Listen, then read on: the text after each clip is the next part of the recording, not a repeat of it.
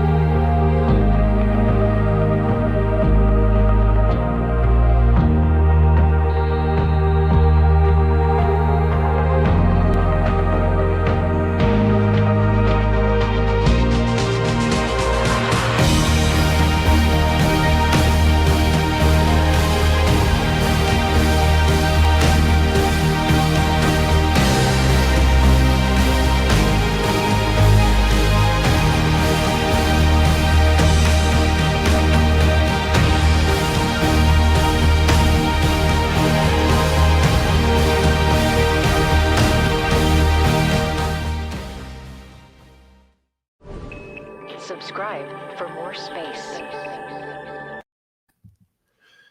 Wow, awesome video there, and so inspiring. So I've been a fan of space for many years. I believe in the human exploration of space. Today we're going to be talking about what space can do for research. We've got an amazing group of people joining us. And before we begin, at the Founder Institute, we help entrepreneurs all around the world launch new businesses. And we have partnerships with NASA Ames and the International Space Station to help entrepreneurs who are looking at space consider different ways that they can use space technologies and use space as a research platform. We're going to be focusing a lot on the latter today, how you can use space as a research platform. I'm joined by three amazing people. Nick, he's a NASA astronaut and colonel in the U.S. Air Force. Christine, who's a VP of Programs and Partnerships at the International Space Station. And David, who's an associate program scientist for NASA's International Space Station program. And we really have a great group of individuals today. We're going to go three things. We're going to hear a bit about Nick's story, so he's going to take the podium, so to speak, first. Then we're going to be talking about the importance of space technology and research, what it can do, and you got a little highlight of that in the video. And then third, we're going to be doing the future of space technology and research, talking about things that might be coming down the pike, things that you might be able to work on. And here's the thing about you.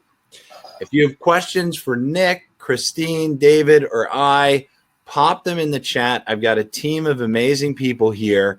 They're going to filter through all the questions, bundle them together, and we'll try and get them answered for you.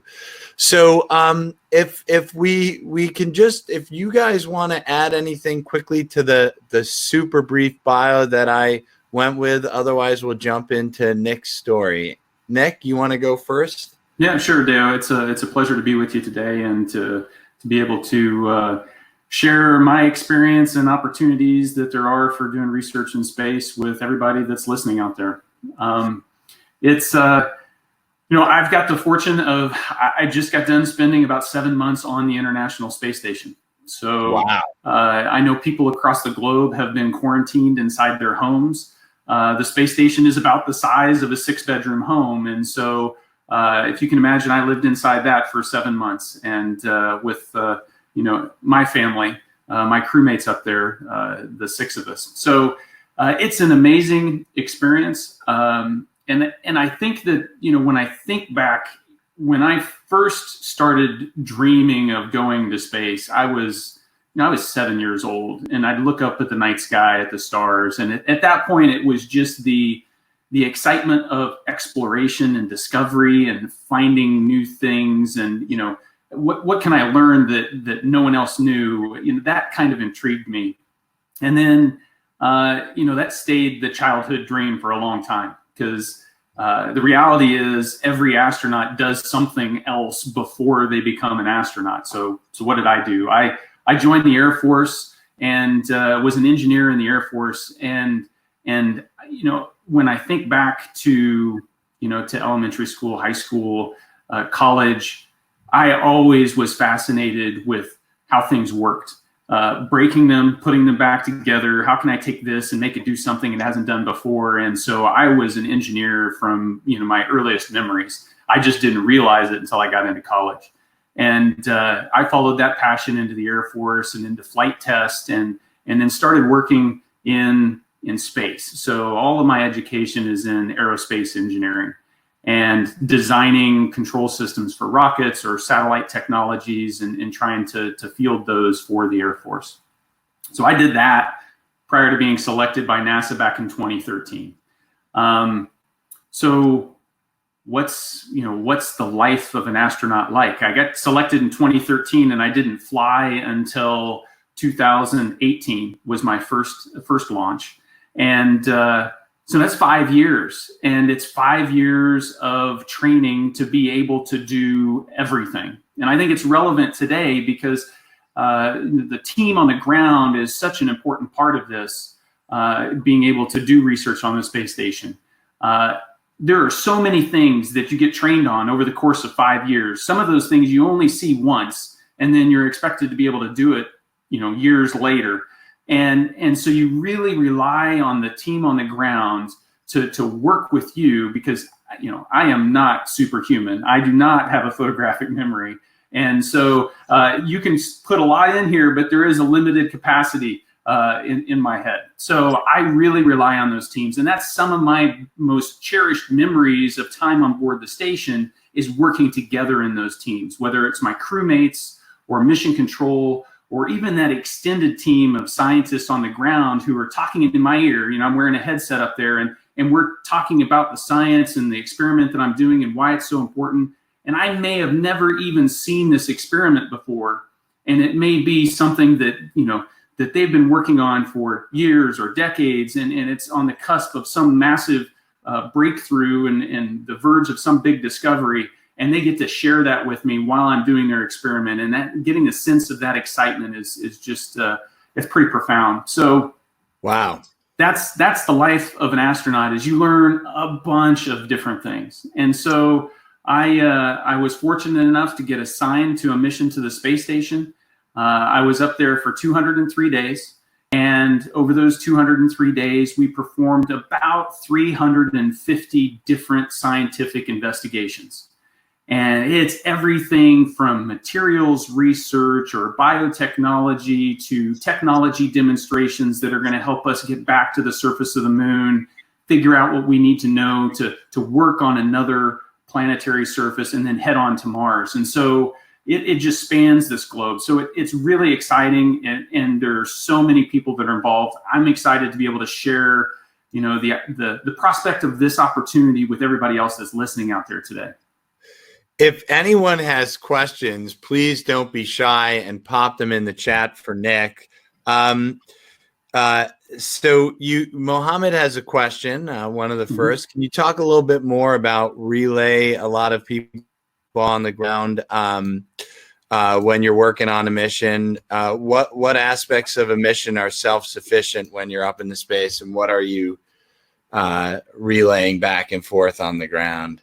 Yeah, absolutely. So the space station is this technological, marvel up there. It took us 10 years to build this, and it was built while it was in orbit. So some of the pieces were never put together until they got to orbit. So 10 years, 100 launches, 100 spacewalks, and we finally got this thing together.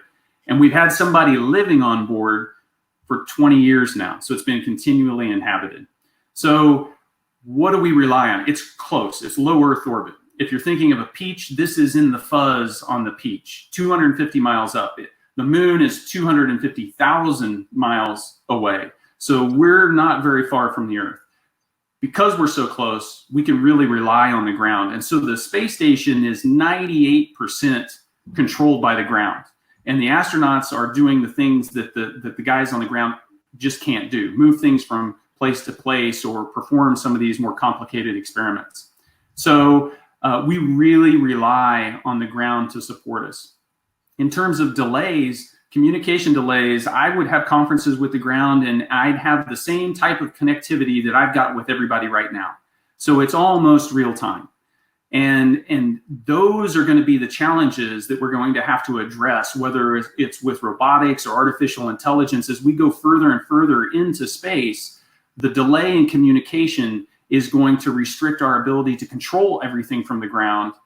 And it's going to limit our ability to have that constant contact, that instant real-time contact with the people on the ground. So those are challenges we're going to face as we go back to the moon, where you can have seconds of delay. It's going to be more a nuisance than a real problem. But when we go to Mars, you're talking 8 to 20 minutes of communications delay, and that will fundamentally change how we have to operate.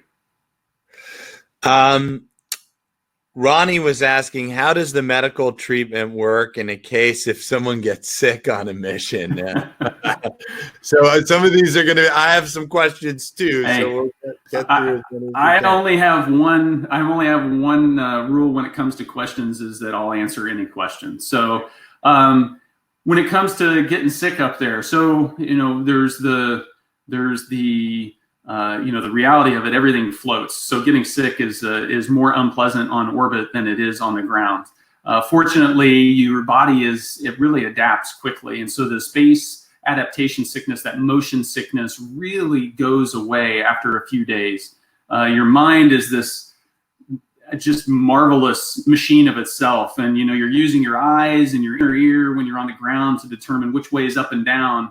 And it only takes a couple days on orbit for your mind to decide that your inner ear has stopped working correctly, and it just ignores it. And you just go visual cues to determine your orientation. And so it's your mind is really plastic. It's amazing. So part of that 5 years of training leading up to a mission includes medical training. So I was fortunate enough to be on orbit with a doctor in both of my expeditions. And so there's some comfort in having a doctor there, but that's not a guarantee. So everybody receives medical officer training and gets checked out as a crew medical officer to be able to provide, basic CPR and life support, as well as, put stitches in and, draw blood and put an IV in and pull a tooth and fill a cavity and all these extra things that you really don't think about when you think, hey, I want to do research in space. We have to be able to do all that stuff. Pull a tooth. Okay. Thankfully I haven't needed to do that in quarantine just yet. And speaking of which, David Gonzalez was asking, hi from Spain. Any tips to remain isolated for months and stay mentally healthy? Yes. Yeah. So I'm an expert. Yeah, it's, everybody's going to be an expert here shortly. So the things we do on the station, have a schedule.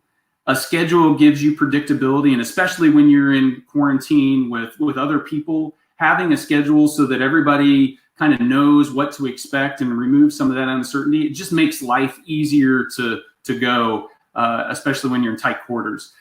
B, you got to take care of yourself. And the best way that I found on station was exercise. So every day getting a little bit of exercise, not just to stay healthy physically, but it keeps some mental clarity as well. So it's good for the body.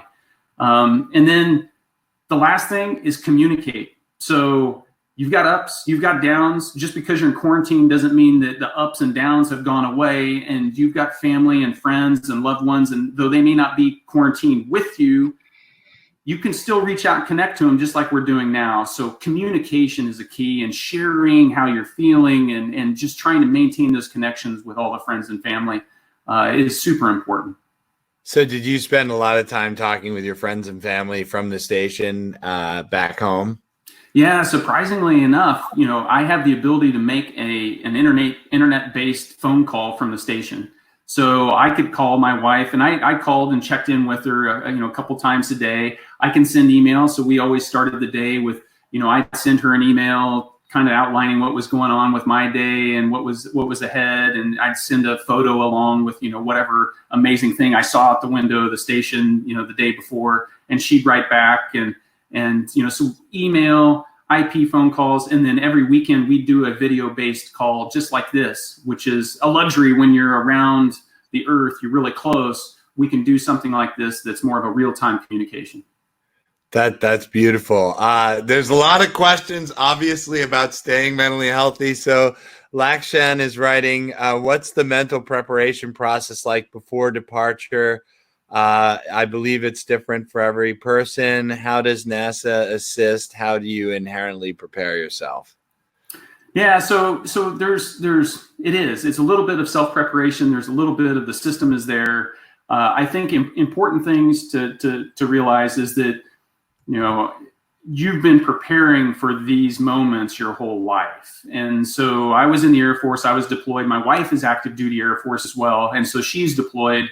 And so we've gone through that, impending separation, and we know what it's like to be separated, and then also what it's like to reintegrate. And so we had been trained a little bit on that.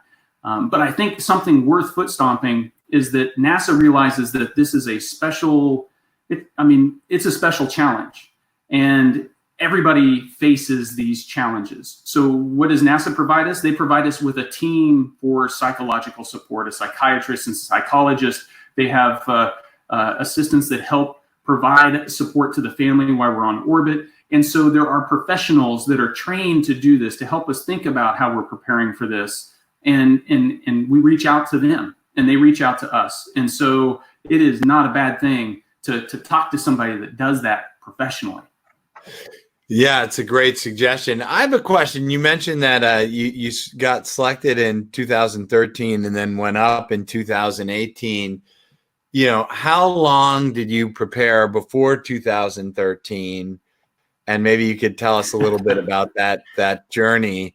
Yeah. And then if anyone else has questions, I got another good question for you in a moment. But so you spend your whole life preparing. You don't just get up one morning and make the decision, I'm going to be an astronaut, and then go start, checking the boxes to be an astronaut. So you spend your whole life. The reality, and I got some great advice when I was in graduate school. An astronaut was coming through, and they, had a little round table discussion with us, and they said, the odds of being selected to be an astronaut are so small. This last class, we had 12 people selected out of 18,000. Wow. So it's so small that you can't spend your life trying to check boxes just thinking it's going to improve your chances to become an astronaut. Because if you're just checking the boxes and you don't like what you're doing, you may spend the next 10 years chasing that dream, doing a bunch of things that you don't want to do. And then your dream doesn't come true, and you've got all this, wasted 10 years, this life full of regret. You might as well chase what you're passionate about and pursue that, and then do that as well as humanly possible. And because it's something you're passionate about, you will be great at it.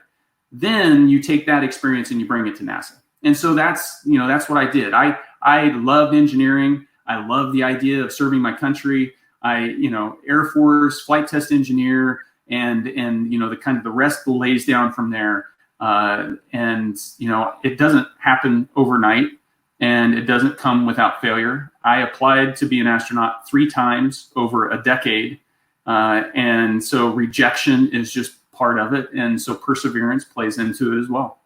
Well, okay, there's a lot of questions, but I gotta ask, like, was like third time a charm? What happened? The first 2 times they're like, no, you're like, fine, just were you gonna do the 4th? What happened? Yeah, so it's one of those things, you just don't take no for an answer. It's during the process of applying, I got exposure into what the real job is like down here. It's working in a small team where group dynamics are really important, interpersonal skills are really important, and it's taking that team and applying it to a really complex, challenging problem and trying to do something that hasn't been done before. And that, for me, is just really exciting. And so had I not got it the 3rd time, I would have applied again. And I would still be applying, because that's the kind of passion that, whether you're an astronaut or you're a person working in mission control or you're a researcher trying to do research on the station, that's the kind of passion you have about trying to really tackle challenging problems for humanity. Hank was asking, Hank Supa, is and how is AR and VR technology being used in training and to prepare for missions?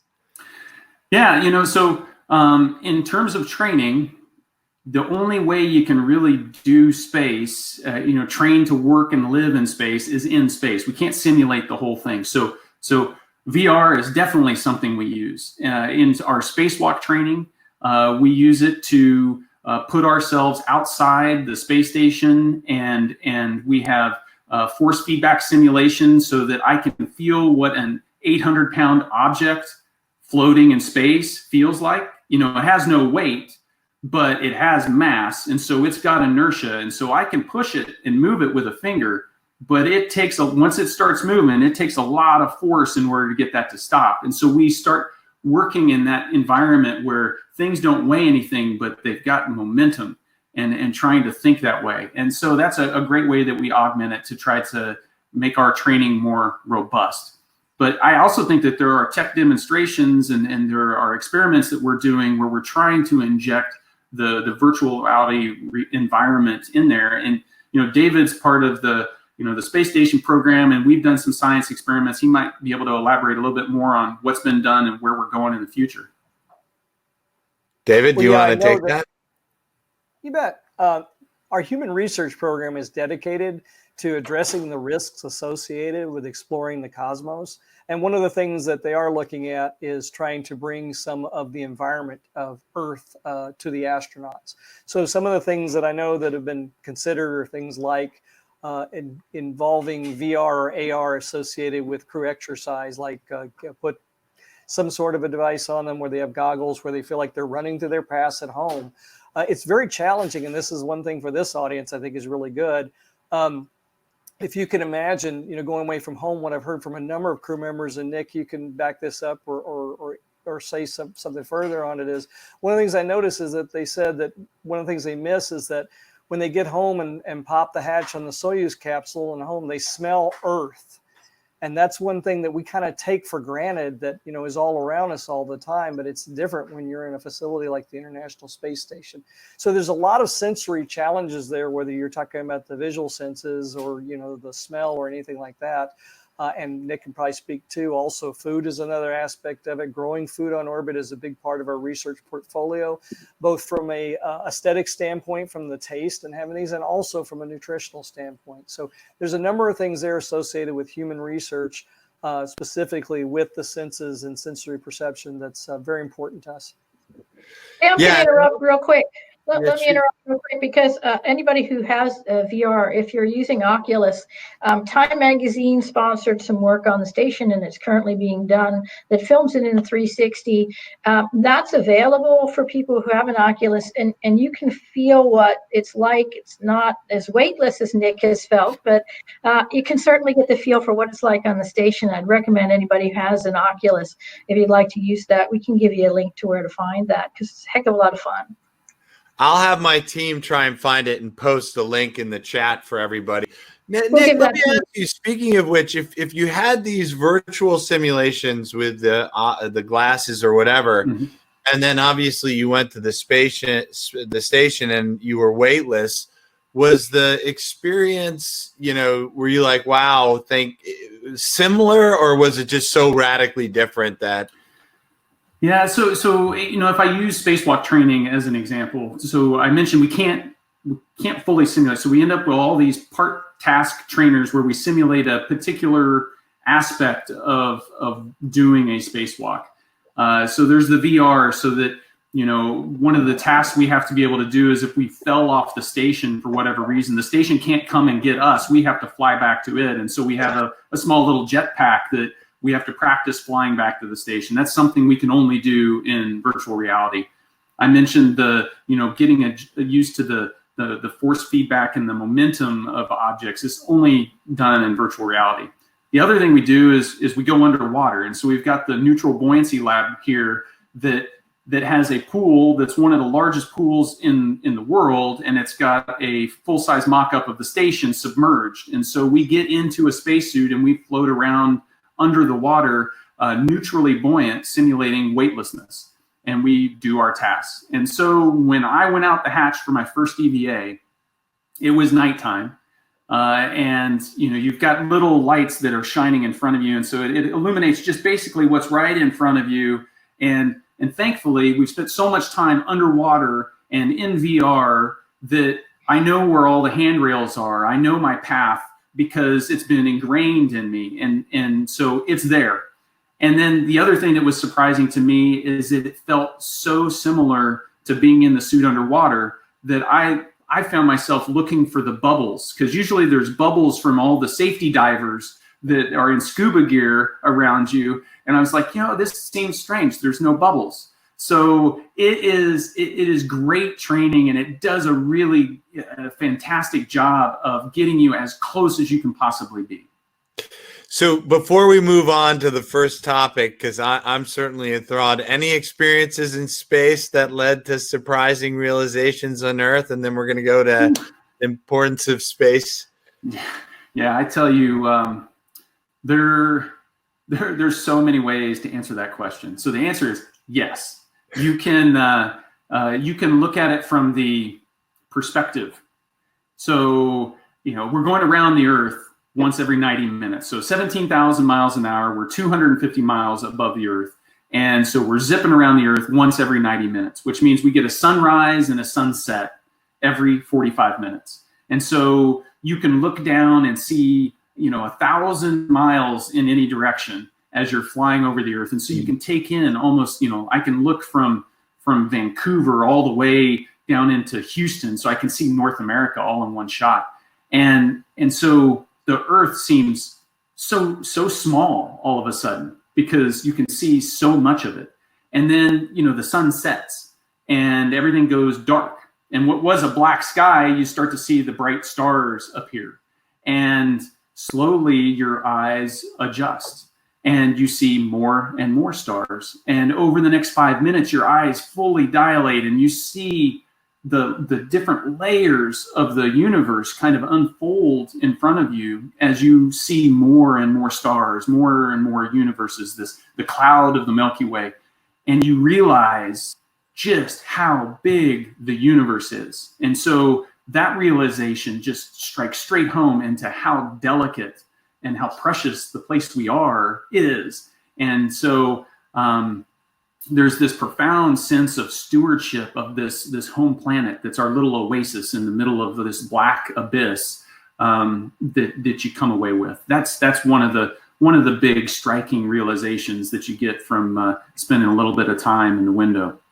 I never heard about the seeing the solar system. That sounds beautiful. What Nick's referring to with the Earth is often called the overview effect. So for the listeners here that want to read more, and there's apparently two ways that people experience the overview effect. The Earth is big or the Earth is small. Let's move to the topic of the second topic, which is the importance of space technology and research. And Christine, the first question, we have a ton of questions on this from the chat, and we're going to try and get to everyone. But maybe if you want to kick off, what's the importance of conducting experiments in space, Christine? Well, it gives us a different kind of lab. So there is a lab up there that's uses tools that you might be used to on Earth. So there's microscopes and there's ovens and furnaces and freezers. So imagine all of those things being there, but in a different circumstance entirely. So you're in microgravity, which changes the way things react. The physics is different. You've seen the video that was on that Nick provided, right? The water doesn't do what it does here with gravity. It just goes in a bubble, and that means liquids react differently. It means the tissues react differently. There's an external platform. Everybody, those from Canada, I see you have a lot of Canadians here, have created the Canada arm that allows things to go outside the station, and then we can test in the harsh environments of space. And last but not least, Nick talked about his view. The beautiful view of the Earth is something that's being recorded, and there's different kind of platforms to be able to look at the Earth. So imagine remote sensing. So all of those things are different than you would have here in your lab, and that means we can find different things. Stuff that reacts one way in your lab will be different, and a couple of questions that I'm seeing on your chat are like what?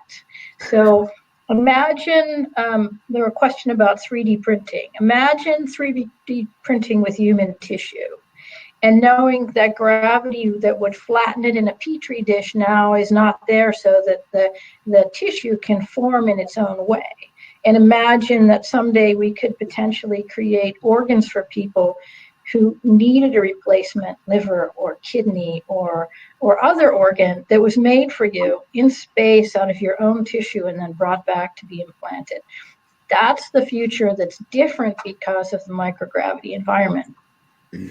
Yeah, no, thank you for reading some of the questions you're saving, but I still haven't done. Let me ask you, what kind of collaborators get to work with NASA and the ISS astronauts on experiment design?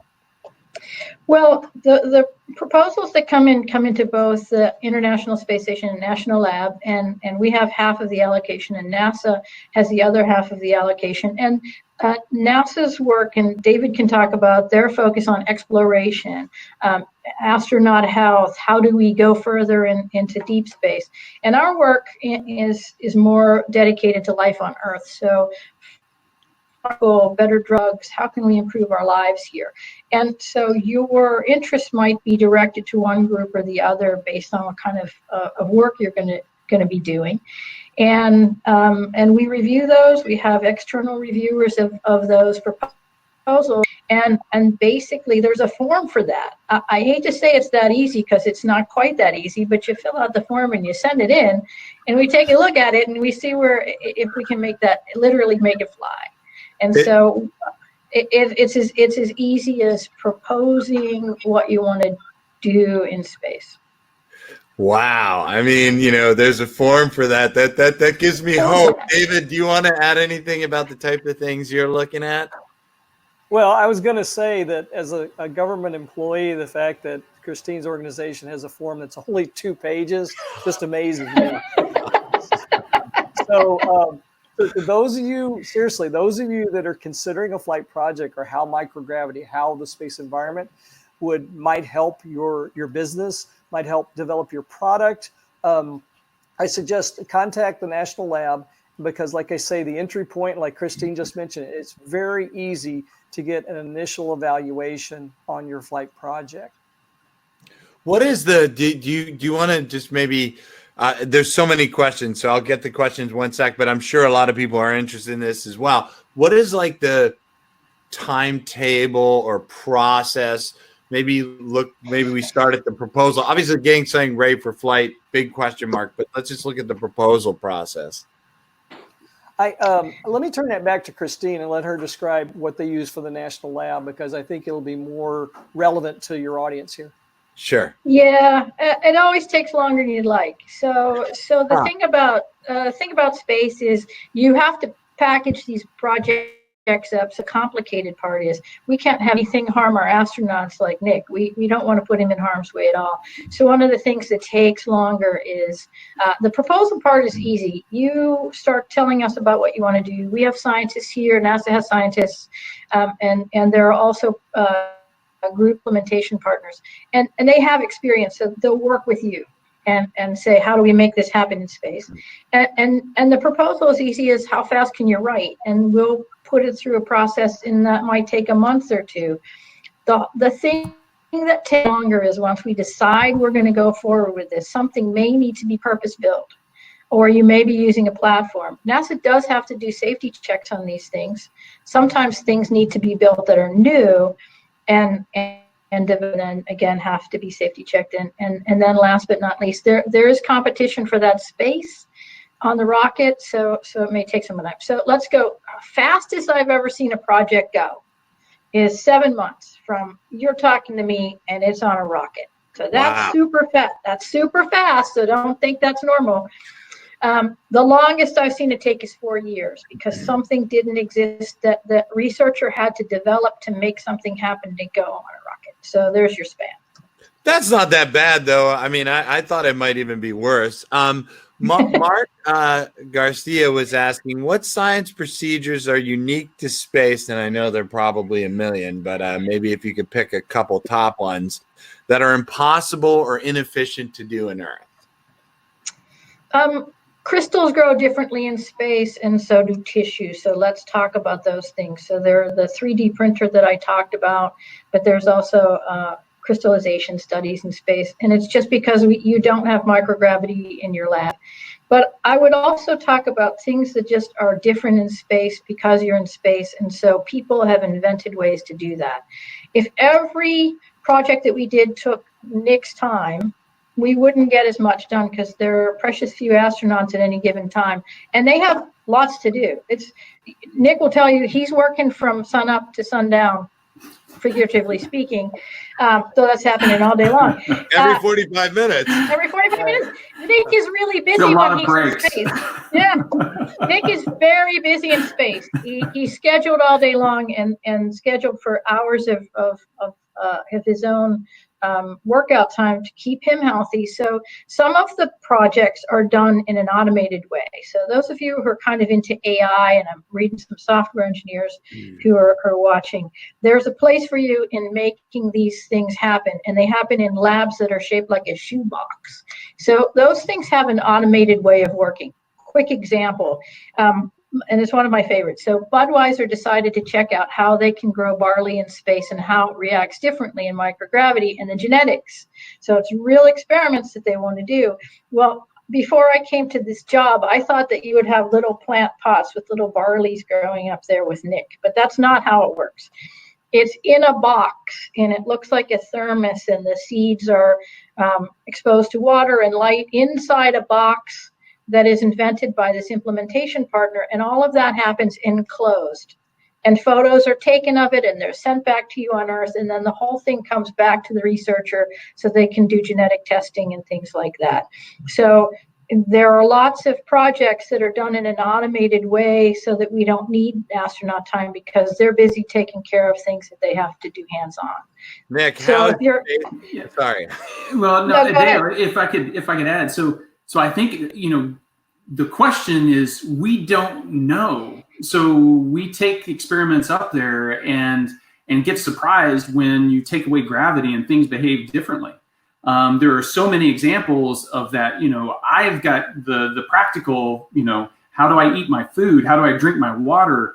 Those kinds of things. But I also, my whole body started responding differently because gravity was gone. The fluids in my body, my heart didn't have to fight gravity to keep blood in my head, so it was pushing too much blood into my head. So my body sheds all this extra fluid.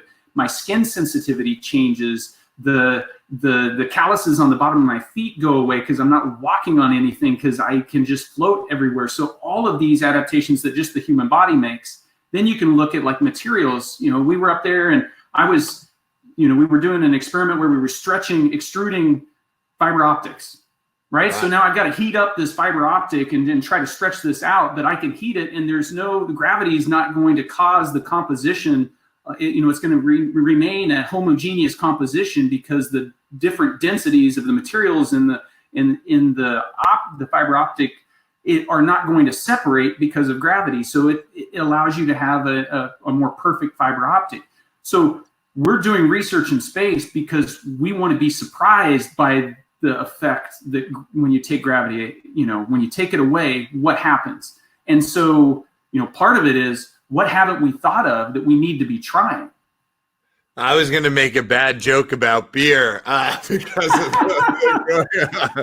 but all right, we got so many questions. I'll save the bad jokes for another time. So Massimiliano, sorry if I didn't say your name too great. What's the next main innovative technology that you think will be implemented on Earth after being tested in space? Something maybe that you saw on your mission, Nick, or something that you guys were sent up not too long ago and you're excited to see come back down, so to speak. Mm-hmm. I don't know. Nick, do you have a favorite? Oh, I mean, it's tough to. There that many? Yeah, there are some really great things. I'll start, and then Nick can noodle on that while I start. There's a company that was a small startup coming out of Massachusetts, and with some work sponsored from Mass Challenge. And so there's some questions about how you. And there's some questions about how you kind of get started, but the idea that they had was to be able to test their eye chip in space to see if they could make a better coating. Nick talked about the fiber optics. This is, can I coat something more evenly in space? And in fact, they can. And so they're creating an eye chip that will reduce or reverse the effects of macular degeneration. And that will have to be manufactured in space to make it work that way. So they will always look to manufacture that in space. They're working with the FDA for approval. And I think that is just a few years from being a surgical implant that will be constantly manufactured in space and implanted here for people's vision. And would you make that on this? Can you have the capability to make that on the station? It gets made in one of those little square labs. And so it's the reason that the FDA is interested is nobody has to touch it. It can go pack that way, come back that way, and be untouched by human hands. And so the FDA is being very open about how they can use these kinds of manufacturing tools to benefit us. And I think that the iChip by Lambda Vision is an excellent example of entrepreneurs starting, testing, and then getting more.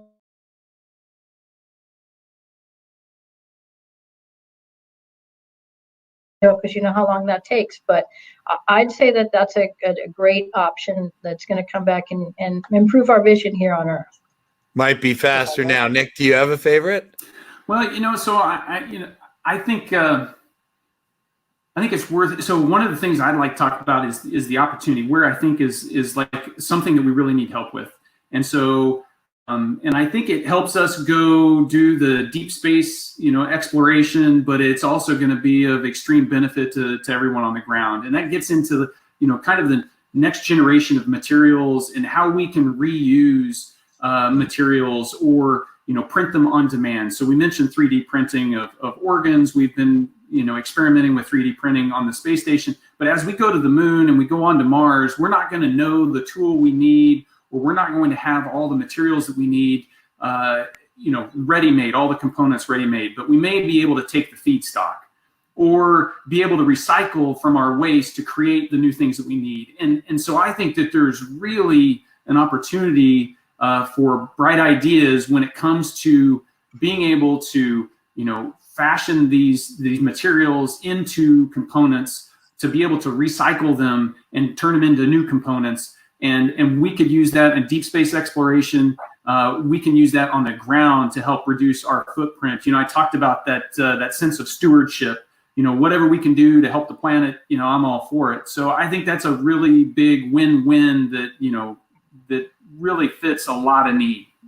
I got two quick questions here that are very tactical, and then I want to turn it over to some questions for David. Arun was asking he's a basic question.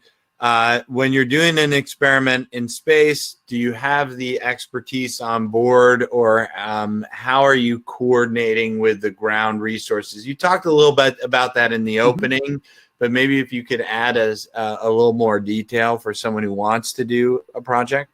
Yeah, absolutely. So the reality is 2/3 of the experiments that I perform on orbit, I've never seen until I pull them out of the box on orbit and perform them. So the expertise is clearly not on board. So part of the process is that Christine was talking about in terms of preparing your experiment and getting the procedures together is to make them so that they fit some type of standard nomenclature and standards interface, so that they can train us to that interface, that standard, and we'll know how to interact with it. Some of the experiments are too complicated and require real-time assistance. And so we follow the procedures, but then they also hook us up with the ground, and we'll wear a headset and we'll be talking with the researchers, being able to guide us through that, stuff that's involved like sequencing DNA or editing the DNA or working, with animal research, or, there's definitely some significant things that we do up there where the ground is intimately involved. And, those are exciting times to be able to hear the excitement from the researchers on the ground and to know, I'm not a scientist, I'm an engineer, but I'm helping edit DNA up here, and these guys on the radio are getting really excited about what we're doing. So I'm feeling really good about this. So it's just as part of a team that is, it's pretty special to be a part of. And so I hope anybody that's got some ideas out there that they reach out and try to become part of it. Well, and that's great, because that was the second question I was going to ask before turning over last bit with David, which is Sarub was asking, I'm a software development pursuing a master's in AI. I always wanted to contribute to space research. How do I get started? How can I contribute? Anyone can take that, but Yeah, you don't have to wear a blue flight suit. You don't have to be an astronaut or a space flyer to contribute. And I'll turn it over to David and Christine to talk about how you can get into each one of those. But David's got, his story, which goes through mission control, and he has contributed in so many different ways to the space program. So I'll just leave it up that there is a team of 100,000 people spread across the globe that make space research happen on the space station. And there are a number of ways to get involved. David, do you wanna go with some of your thoughts on that, and then we're gonna switch over to you anyway, and just in time, because for whatever reason the control room got booted and now they're back. So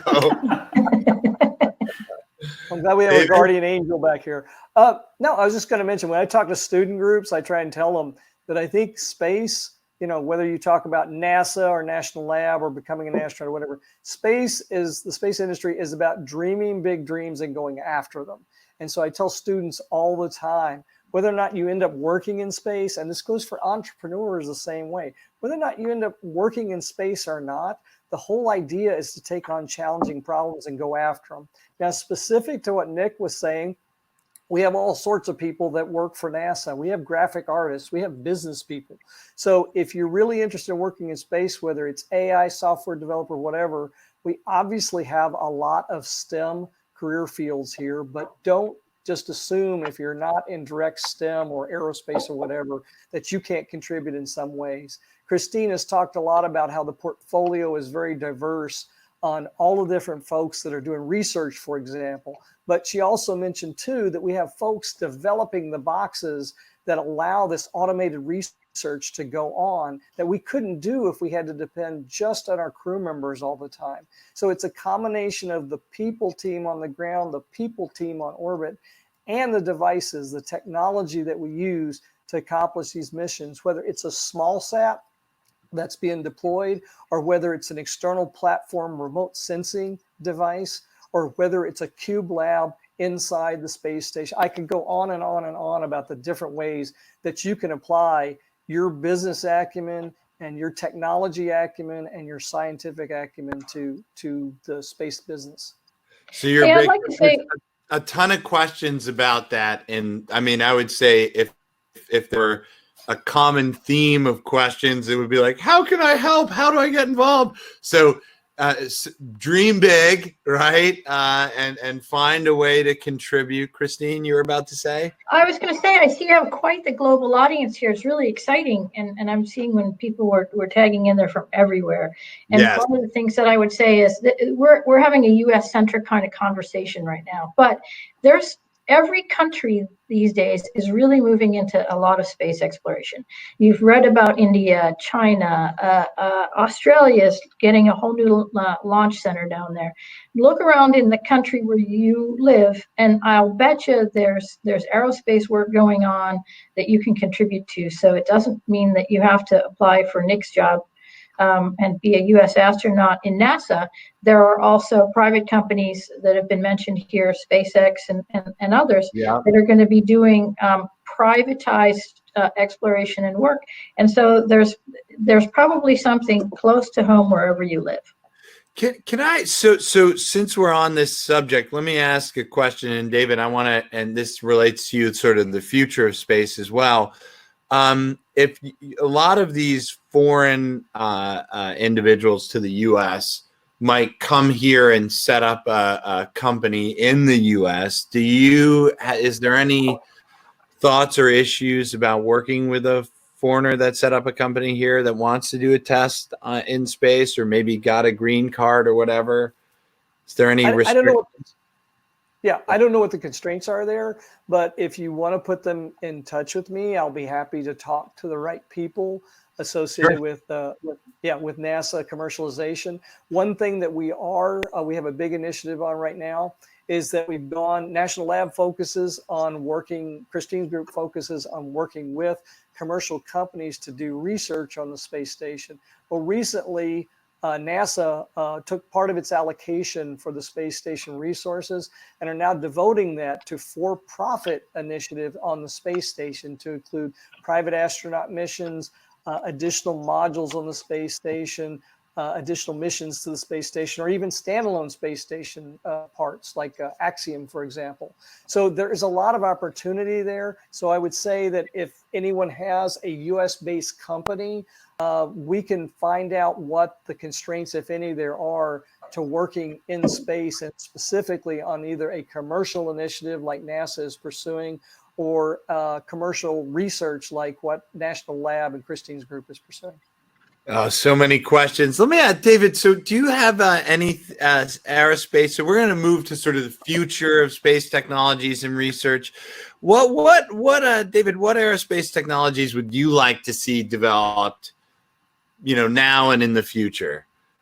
Yeah, when we what I'm going to talk about here is going to sound like I'm talking strictly about exploration, but I think everyone in the audience can recognize almost everything you can develop for exploration has a large potential for using back here on Earth, whether it's for social responsibility reasons or whether it's for marketing reasons, for actually financial reasons.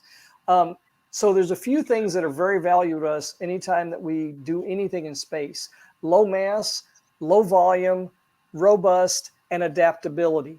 And the adaptability goes to sort of— let's slow down on those. Low mass, low volume. Robust, as in it's very rugged. It's very, one example, we have a DNA sequencer on board that Nick alluded to as far as one of the experiments. And it's about the size, it's about the size of one of your little power packs you use to charge your phone.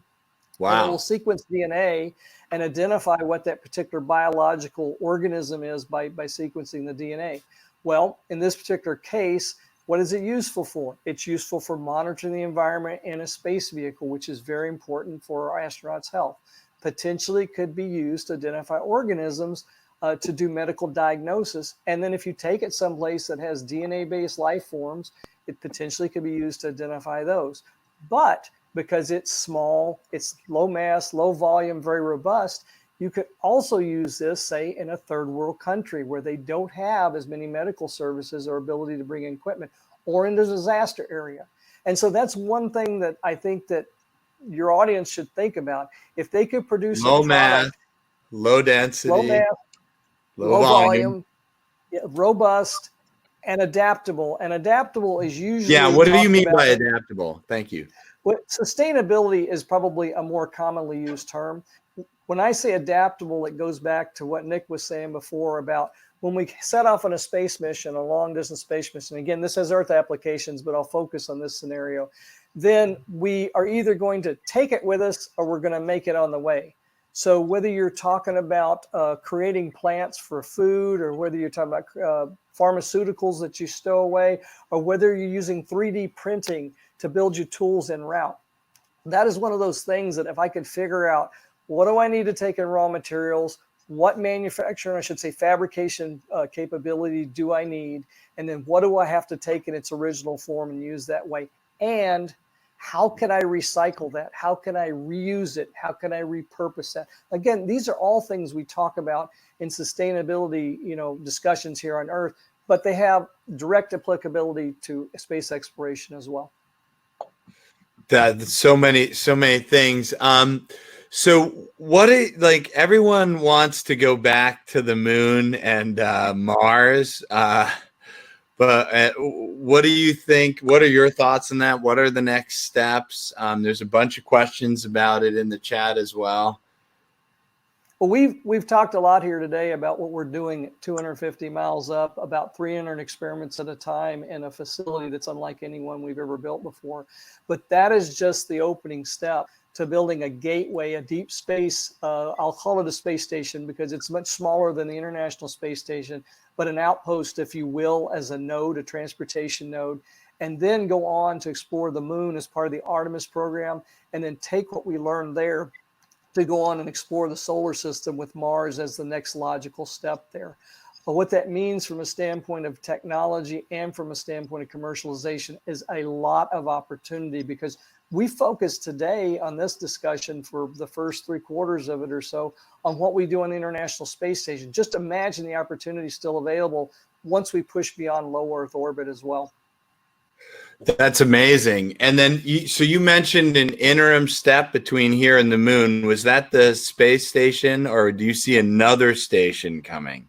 That's what we call the gateway. The gateway is going to be built off of what we've learned from Space Station, and will probably be a number of modules similar to what we have on Space Station, but a much reduced size, because we're not looking at permanently inhabiting it. We're looking at instead as making it as a way station that allows us to get into deep space to do some of the research there, like radiation research beyond the Earth's Van Allen radiation belts that we can't do from the space station, and then also provide that transportation node outside of the Earth's gravitational capture region.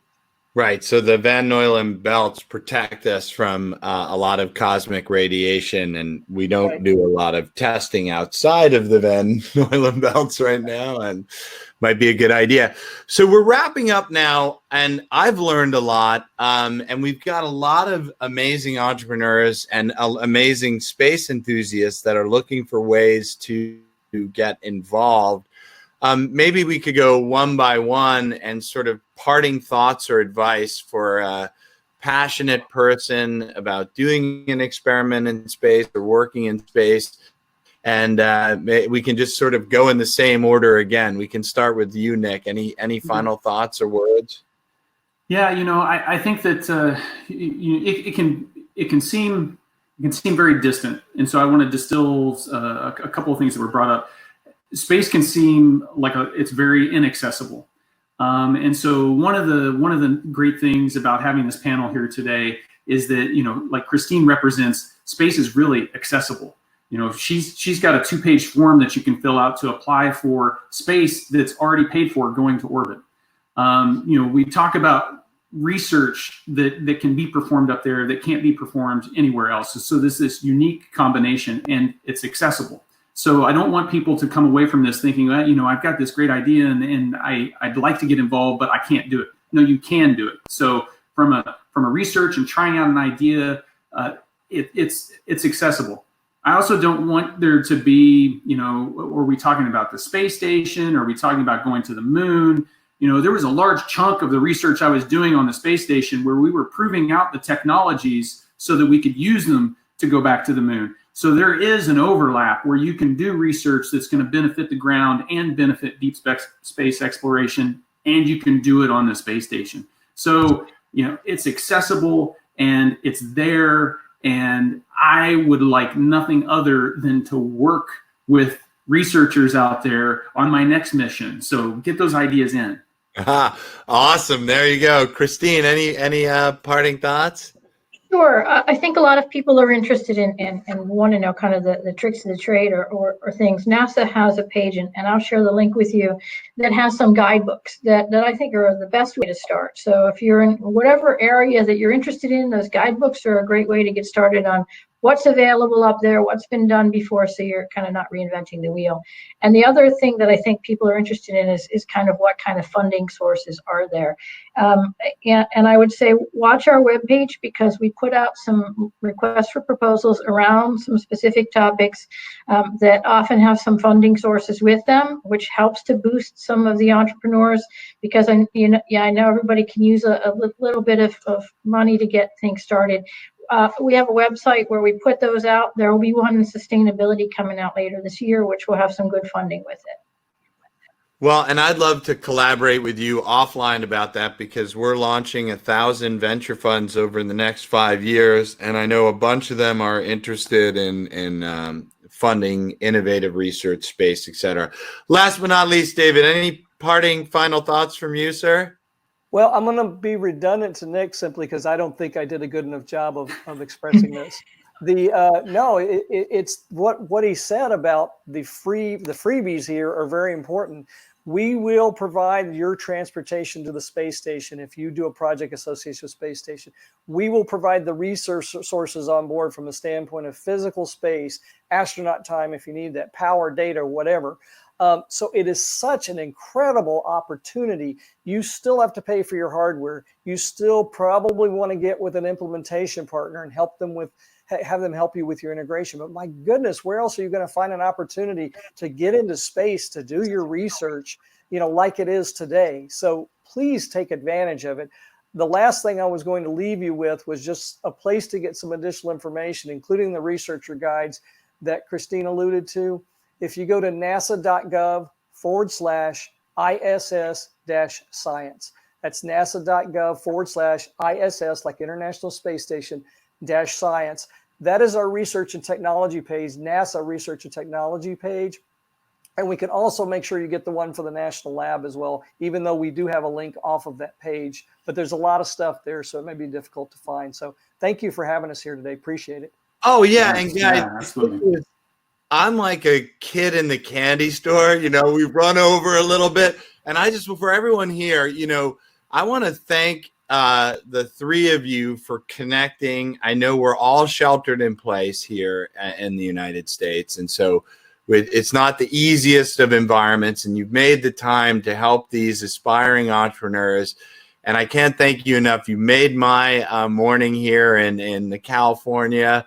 And I'm sure people all around the world joining. Thank you so much for taking time out of your busy, sheltered home day to help the future entrepreneurs. Thank you. No, my pleasure, Adeo. Thank you. Thank you, guys. Have a lovely day. Bye, everybody.